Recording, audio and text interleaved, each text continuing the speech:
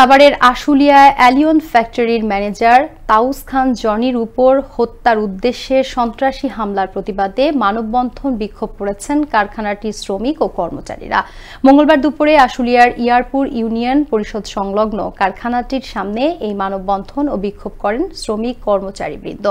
বিক্ষোভ মিছিলটি নিয়ে বাইপাইল আবদুল্লাপুর মহাসড়কের সরকার মার্কেট এলাকায় অবস্থান নেয়। এতে মহাসড়কে যানজটের সৃষ্টি হয়। মানববন্ধনে অংশগ্রহণকারীরা বলেন, ছাত্র জনতার হত্যা মামলার আসামি শ্রমিক লীগ নেতা আবু সামা মৃধা অ্যালিয়ন ও তার শ্যালক স্বেচ্ছাসেবক দল নেতা আমান শেখ ভুট্টোর নেতৃত্বে গত 5 অক্টোবর রোববার বিকেলে ম্যানেজার জনিকে লোহার রড দিয়ে পিটায় এবং চাকু দিয়ে তাকে কোপাতে থাকে। এক পর্যায়ে তার ডাক চিৎকারে লোকজন ছুটে আসলে তারা পালিয়ে যায়।